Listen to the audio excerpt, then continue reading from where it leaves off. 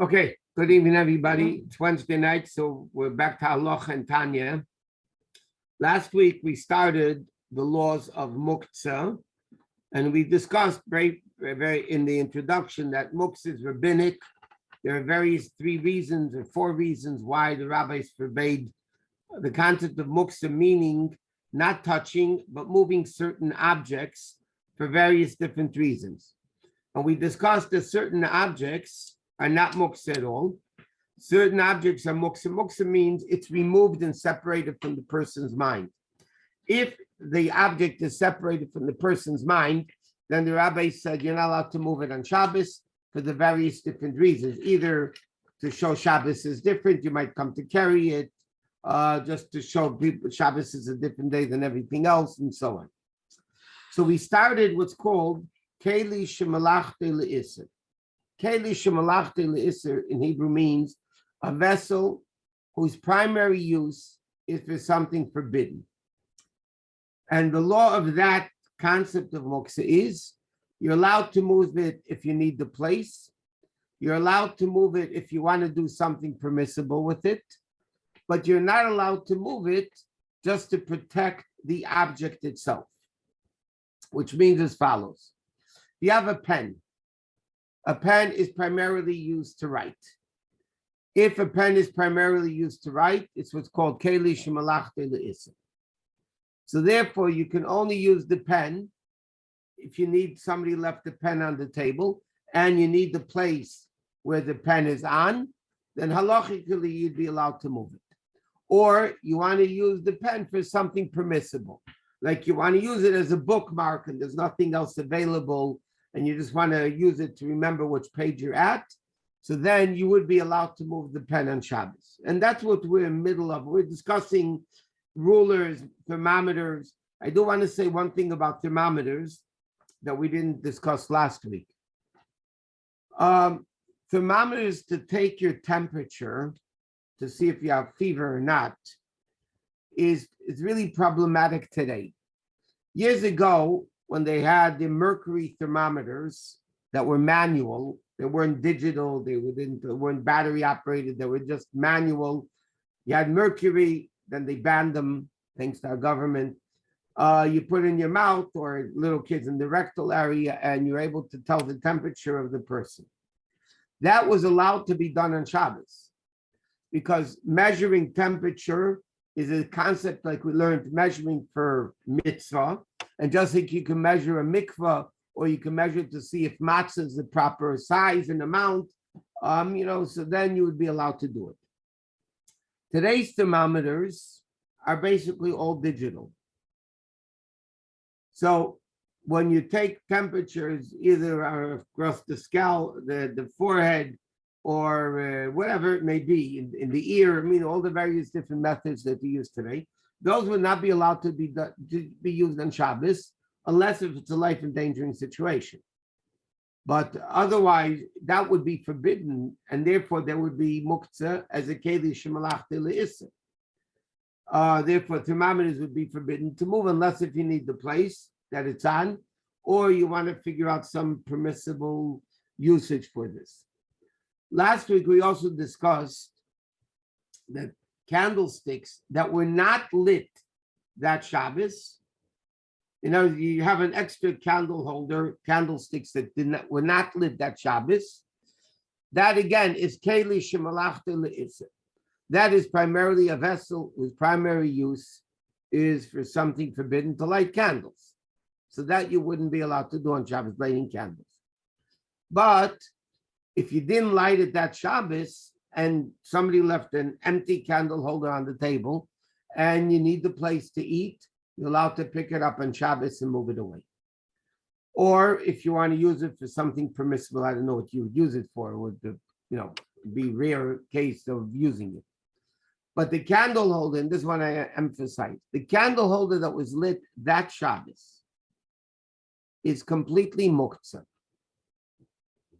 Because when Shabbos began, the candles were lit. So therefore, because it began being muktzeh on Shabbos, it remains muktzeh the entire week. Now, The actual muktzeh part of the candle holder is the flame. The flame is completely muktzeh. The candle holder is a base of the flame. Base of muktzeh, and we'll learn to get into that much later. Base of muktzeh is muktzeh. So something which is a base of muktzeh, if you can't move the muktzeh, you can't move the base either. So because the candle holder was lit that Shabbos, and the flame is muktzeh when it began, it remains muktzeh, and the candle holder was the base of something which was muktzeh. So therefore, the candle holder in that case would remain muktzeh the entire Shabbos. That means even after the candles go out, you would not be allowed to move the candle holders for any reason whatsoever. It's well known, the old women's custom, that when they light candles on the table, they will always have a custom of making sure the challah or a sefer is on the table when you begin lighting candles. Before you light candles, they always make sure the two challahs are on the table, a siddur is on the table. What is the purpose of that? Because then the table becomes a base of muktzeh and non-muktzeh. The challah is not muktzeh. The candle holder is muktzeh. The table becomes a base for both. And under certain circumstances, if it's a base for permissible and forbidden, under certain circumstances, you would be allowed to move it. So therefore, what's the issue over here? If you ever want to move a table on Shabbos, and that table was Friday night, you lit candles on the table, and now you want to move Shabbos morning, the flames are out, you want to move the table. If there's no challah on the table, you wouldn't be allowed to move that table. But because it was challah on the table, and the table became a base of muktzeh, non-muktzeh, under these conditions, you would be allowed to move the table after the candles are out. Some people, I'm saying there are opinions that say like this. So what do some people do? They'll put the candle holder on a tray that you're lighting that Shabbos. They'll put the candle holder on a tray. And before they ben shlich, they will put a siddur or challah on the tray. Then what do they want to do with that? After the candles go out, so I'm not afraid of moving the flames. After the candles are out, I can lift up the tray with the candle holders, because the tray is now a base of muktzeh, non-muktzeh, and then I could move it off the table. There are opinions that hold that. The Alter Rebbe does not hold of that, and therefore we don't do it. And this is relevant not only in Shabbos. I'll tell you where this is going to be relevant coming up soon. Hanukkah. Shabbos, Hanukkah, you light the candle, the Hanukkah candles, right? But sometimes you put it in the doorway and there's kids running around and you want to take it away afterwards. So while the candles are burning, for sure you can, because the flame flickers. But what happens if you want to take it away afterwards, after the candles go out, the oil goes out, and then you want to move it away? But the problem is, when Shabbos began, the tray was the base of muktzeh. So you want to put a challah on it or a siddur on the tray where the Hanukkah candles are to be able to move them afterwards. According to the Alter Rebbe, you cannot do it. And that's the way we hold, obviously, like the Alter Rebbe, that you can't do it. There are opinions that say you could, but not the way we hold. According to the Alter Rebbe, you can't. Okay. Last time we just began, we really didn't get very far with this. Electrical appliances, and this is very practical. Electrical appliances are deemed in contemporary halacha as Kli SheMelachto LeIsser. This category of what we're learning about now. So, for instance, you have an alarm clock or a clock on your nightstand next to your bed. You want to see what time it is. am I allowed to turn the electric clock to see what time it is? And then can the other person, the other bed, move it to their side that they should see what time it is? So the answer is that you'd be allowed to do.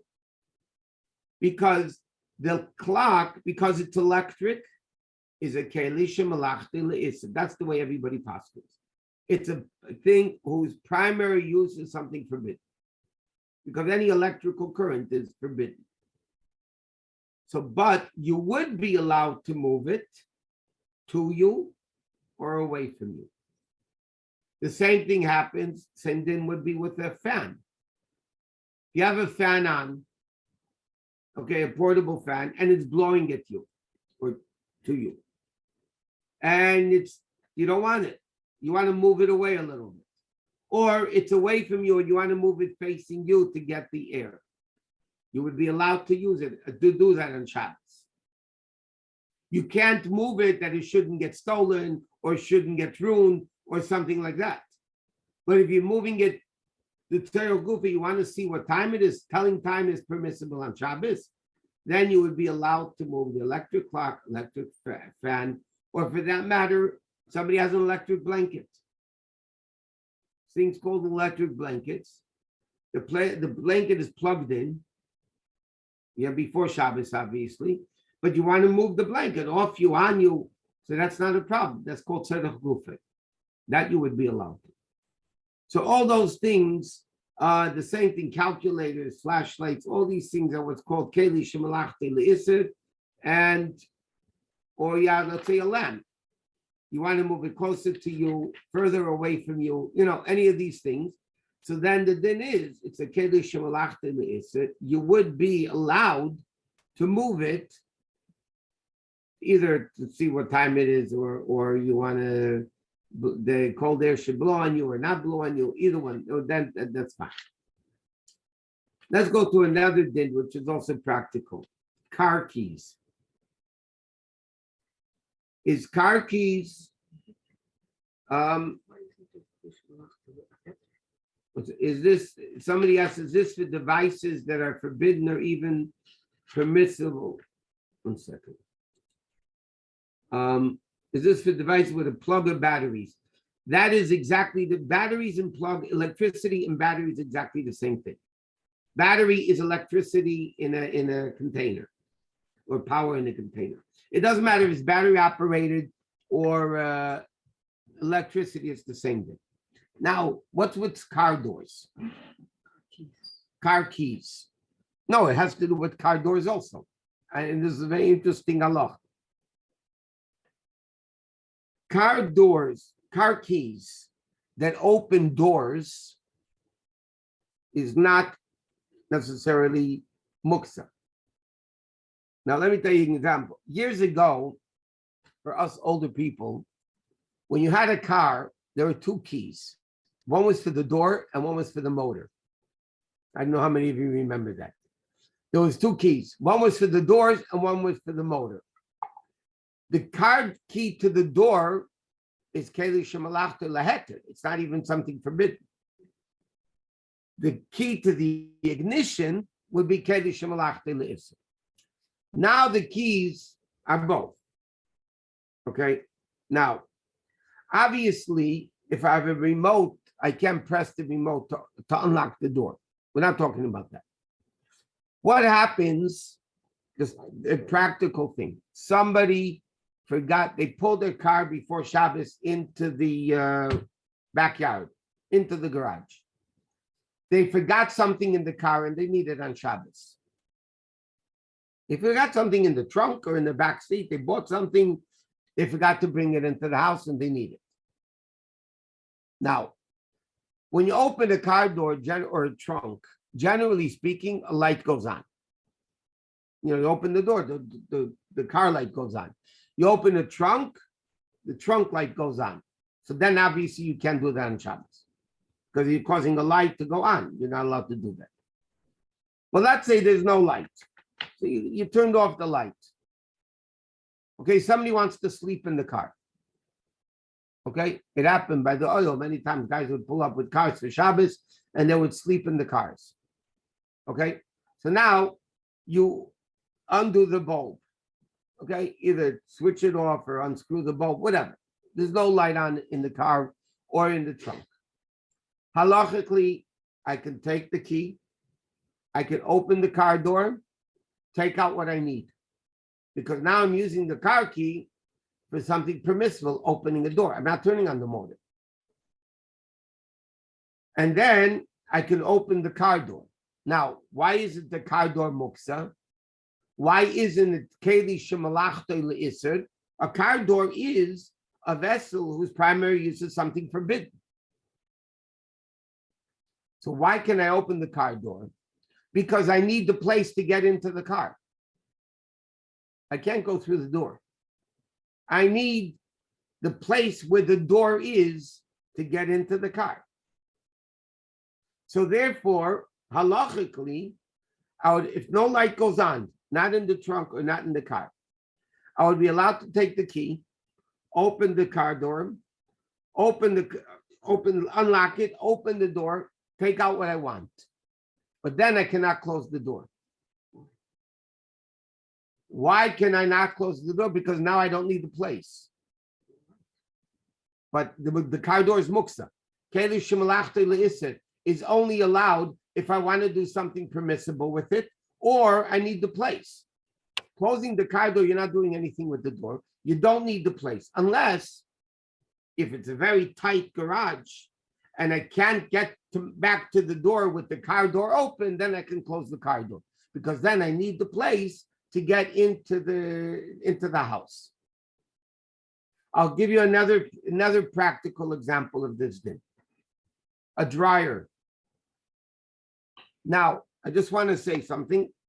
Clothes that are drying in a dryer when Shabbos began remain muktzeh the entire Shabbos. Clothes that are in a dryer when Shabbos began, I mean, it's drying. Not if a dryer is working, let's put it this way. If a dryer is working when Shabbos begins, the clothes are muktzeh for the entire Shabbos. Okay. What happens if the clothes were finished drying before Shabbos? They finished drying. Shabbos is 6 o'clock. 5 o'clock, they're already finished drying. But I didn't have a chance to take out the clothes, and I need the clothes, or I don't want them sitting in the dryer. So again, if a light goes on in the dryer, then I'm not allowed to open the door because I'm turning on a light. But what happens if there's no light in the dryer? Halachically, I can open the dryer. I can take out the clothes. The clothes are not muktzeh because they wasn't drying when Shabbos began. They were dried already before Shabbos began. So then I would be allowed to take out the clothes. The problem is, then I can't close the door again. If this whole light, nothing happens. But it's still, the door is Kli SheMelachto LeIsser. I'm moving a door for no. So you keep it open. You have to keep it open. What happens if it's a very tight fit and I can't get out? You know, the door is blocking my way out of the room. Then I can close the door. Okay, I just want to mention it's nothing to do with muktzeh. But if you have stuff in the car and the bulb is not off, you're allowed to ask a guy to open the car door and take out your stuff from the car or from the dryer. And the reason for this is what's called psik reisha, which doesn't apply to a non-Jew. Meaning like this. I'm asking the non-Jew to open the door. There's nothing wrong with opening the door. I can't because the light goes on. But that's not what I'm asking him to do. I'm asking him to open the door. Inevitably, the light's going to go on. That's only forbidden for a Jew to do. Psik reisha is permissible by a guy. I'm allowed to ask a guy. I'll give you another example. I forgot to close the refrigerator light. Okay, so I'm not allowed to open the refrigerator door because the light goes on. I can't close the door because the light's going to go off. So what do? I'm stuck. But I can call in a guy and say, directly I can say, open the refrigerator door and take out the food that I need. And then he can close the door. Why? I'm not asking him to do something forbidden. I'm not asking him to turn on the light. I'm asking him open the refrigerator door. That's allowed. So consideration, okay, I'm just mentioning that in passing. But you can't ask him to close it, right? Yeah, you can. You can ask him to close it also. Yeah. Yeah. Okay. Electric clocks we discussed. Now, another issue, and get along the same lines. Somebody has a coffee urn. For some of us, they have for Shabbos, right? It's on before Shabbos. We have a Shabbos mode, don't have a Shabbos mode, whatever. The thing is on. Am I allowed to move the urn? The urn is a Kli SheMelachto LeIsser. So the truth of the matter is, we discussed last week that because there's water in the urn, it's not muktzeh because the urn is bottled, nullified to the water. So if the water is not muktzeh, neither is the urn. Remember last week we learned that a pot that normally is cooked, you cook with, but if there's soup in it, the pot is not muktzeh, at all not muktzeh because it's bottled to the food. But what happens if you have an urn that doesn't have water in it? It's just on the countertop. So if you need the place, And it's not plugged in. it's not plugged in, right? If you need the place, then you're allowed to move it. If you don't need the place, you wouldn't be allowed to move it.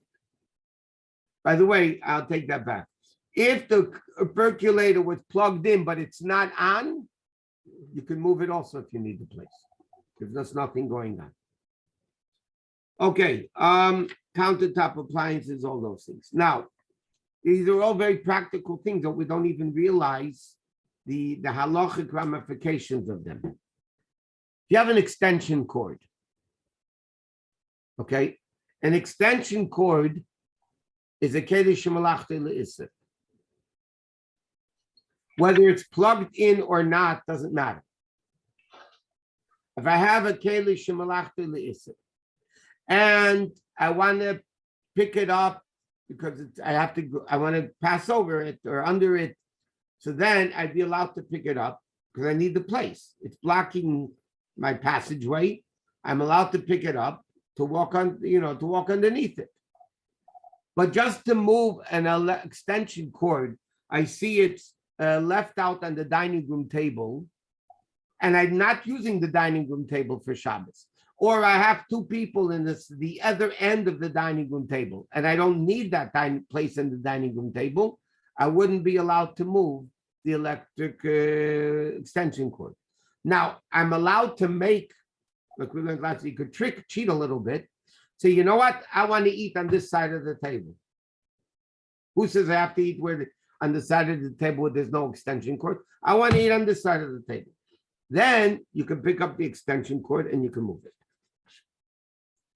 Another very practical thing when I teach it, or people here at the thing, well, a scissors, a regular scissors. I'm not talking about whether they have the poultry shears. Those are not muktzeh. They're made to cut food. A regular scissors, that cuts paper, is a Kli SheMelachto LeIsser. Its primary use is for cutting. Cutting is not allowed on Shabbos. So therefore, I can only move it if I want to do something permissible with it, or I need the place. Okay, then I would be allowed to move it.